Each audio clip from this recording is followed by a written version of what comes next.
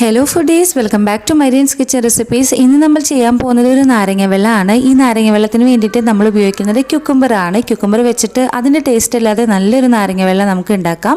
അതിന് വേണ്ടിയിട്ട് ഞാനിവിടെ ഒരു ക്യുക്കുംബറാണ് എടുത്തിരിക്കുന്നത്. അത് നിങ്ങൾ എത്ര ആൾക്കാണ് ഉണ്ടാക്കുന്നത് അതനുസരിച്ചിട്ട് കൂട്ടിയും കുറച്ചൊക്കെ എടുക്കാം കേട്ടോ.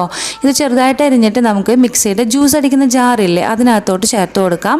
ഇതിനകത്തോട്ട് നമുക്ക് ചെറിയൊരു പീസ് ഇഞ്ചി വേണം, അതൊരു ടേസ്റ്റാണ് കേട്ടോ. പിന്നെ വേണ്ടത് ഒരു പിടി പുതിനയിലയാണ്, അതുകൂടി നമുക്ക് ചേർത്ത് കൊടുക്കാം. അതിൻ്റെ കൂടെ നമുക്ക് നാരങ്ങേൻ്റെ ജ്യൂസ് വേണം, അത് 1-2 ടേബിൾ സ്പൂൺ പുളി അനുസരിച്ച് ചേർത്ത് കൊടുക്കുക. കൂടെ ആവശ്യത്തിനുള്ള പഞ്ചസാര ചേർത്ത് കൊടുക്കാം. മധുരം കുറച്ച് കൂട്ടി തന്നെ ഇടണം കേട്ടോ, ഇല്ലാന്നുണ്ടെങ്കിൽ ക്യുക്കുംബറിൻ്റെ ടേസ്റ്റ് വരും. പിന്നെ ഇതിനകത്തോട്ട് ആവശ്യത്തിനുള്ള തണുത്ത വെള്ളം ഉണ്ടല്ലോ അതും കൂടി ഒഴിച്ച് കൊടുക്കുക. പിന്നെ വേണ്ടത് ഒരു കുഞ്ഞ് പീസ് മുളകാണ്, അത് ചേർത്ത് കൊടുത്തിട്ട് നന്നായിട്ട് അടിച്ചെടുക്കുക. അടിച്ചെടുത്ത ജ്യൂസ് അരിച്ചെടുക്കണം, ഇല്ലാന്നുണ്ടെങ്കിൽ ഇതിന് നിറയെ വേസ്റ്റൊക്കെ കാണും കേട്ടോ.